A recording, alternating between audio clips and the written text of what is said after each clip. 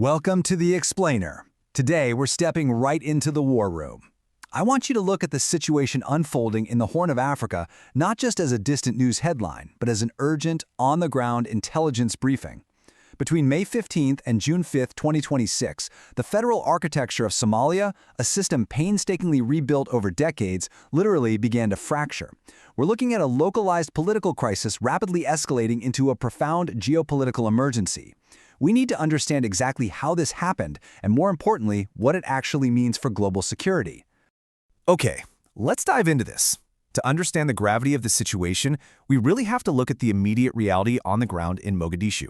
This quote from former Prime Minister Hassan Ali Kare paints a terrifying picture.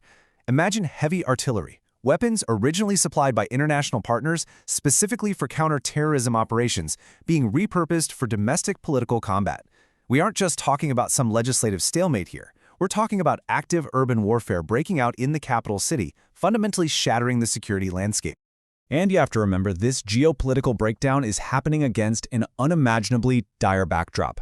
6 million. That is the number of Somalis currently facing acute hunger. That's literally 1 in 3 people in the country.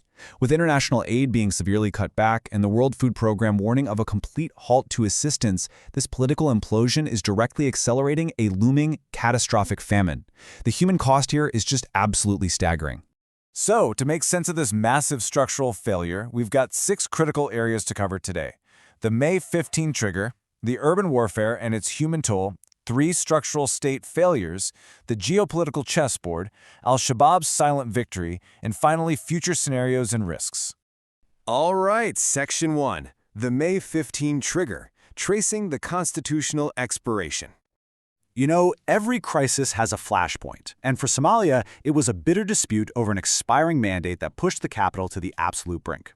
Let's walk through this timeline to see exactly how fast order deteriorated. On May 15th, President Hassan Sheikh Mohammed's original 4-year constitutional mandate officially expired. And on that exact same day, transition talks mediated by the US and UK completely collapsed. By late May, regional states began splintering away from the federal government, claiming a constitutional coup was underway. This legislative impasse turned violent incredibly fast. By June 3rd and 4th, heavy weapons fire was echoing through Mogadishu. And by June 5th, we saw massive opposition protests met with severe international condemnation. In just 3 short weeks, the state practically unraveled. Now, to remain entirely objective, we have to look at this core conflict from both sides.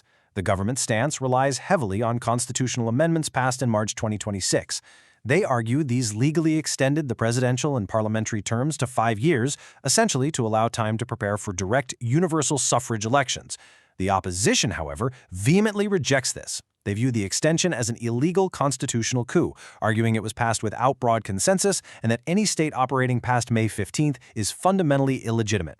So you've got 2 parallel legal realities clashing in real time. Moving to Section 2, Urban Warfare and Human Toll, the battle for Mogadishu. When those parallel legal realities clash without a clear referee, the dispute inevitably spills into the streets. On June 4th and 5th, the horrors of this political deadlock became painfully physical. Heavy artillery and mortars actually struck densely populated residential zones. The shifting control of Mogadishu districts, like Hawaragag and Abdiasis, visually reflected the broader political fracturing of the country. Civilians were quite literally forced to flee their burning homes and vehicles. The violence reached such an alarming threshold that an unprecedented 17-nation international coalition, alongside the UN and EU, issued a joint démarche specifically condemning the use of urban warfare to settle political disputes. Section 3. 3 structural state failures. The collapse of the federal compact. Now, what's really interesting about this slide is that the violence in Mogadishu is really just a symptom. To understand the disease, we have to look at the institutional cracks driving this collapse. We can break this down into 3 sequential failures. Step 1 is the federalism trap.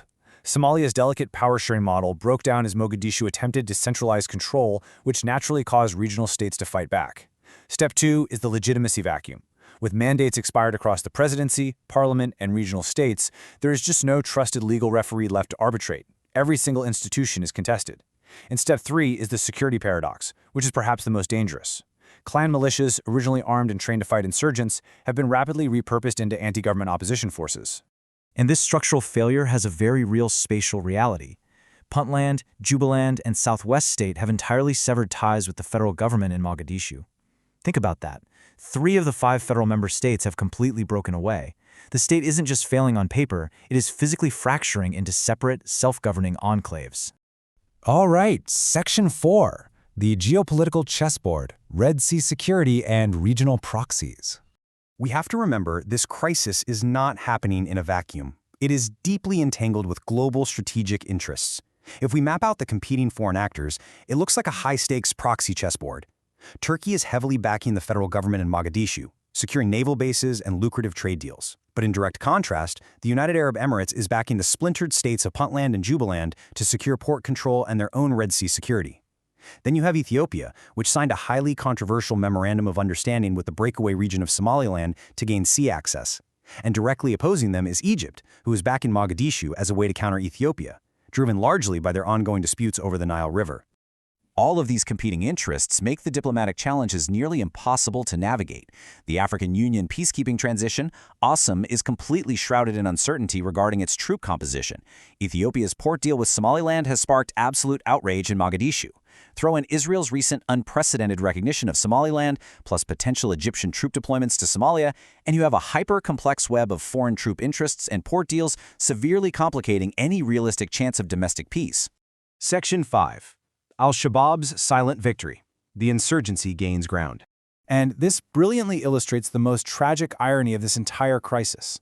While the government, the opposition, and foreign proxies are locked in this massive power struggle, Al-Shabaab is the ultimate unintended beneficiary. They are exploiting the massive governance vacuum and a complete breakdown in intelligence sharing. By simply waiting out the political storm, they're gaining strategic territory. The very military assets funded by the international community to eliminate this jihadist threat are busy fighting domestic political rivals, giving Al-Shabaab a silent victory without them having to fire a single shot. Finally, Section 6, future scenarios and risks, projecting the horizon. So, what exactly is the international community anticipating next? When intelligence analysts run the probabilities for the coming months, the projections are, frankly, grim. A negotiated settlement, where clan elders somehow broker a ceasefire and delay elections, sits at only a 30% likelihood. The most likely scenario, at a whopping 50%, is the prolonged urban conflict. This means Mogadishu becomes a dual-control city with ongoing violence. And then there is a terrifying 20% probability of complete state collapse, where government forces fragment entirely and Al-Shabaab rapidly advances on the capital. If the federal compacts does completely collapse, the ripple effects will hit the entire globe. The 3 primary risks we are looking at are, first, a massive resurgence of Red Sea piracy that will severely disrupt the Suez Canal and global supply chains. Second, severe counterterrorism blowback as international peacekeeping forces draw down right when Al-Shabaab is expanding. And third, the sheer humanitarian nightmare, an unprecedented mass famine leading to millions of displaced people seeking refuge in Kenya and Europe. So as we wrap up this explainer, I want to leave you with one absolutely crucial thought. We aren't just talking about a domestic political dispute happening thousands of miles away. We are talking about a fragile state sitting on one of the most vital maritime arteries on the planet. If Somalia's state fully collapses, what is the ultimate cost to your everyday global stability along the critical Bab el-Mandeb choke point? It's a question the international community must answer, and time is running out fast.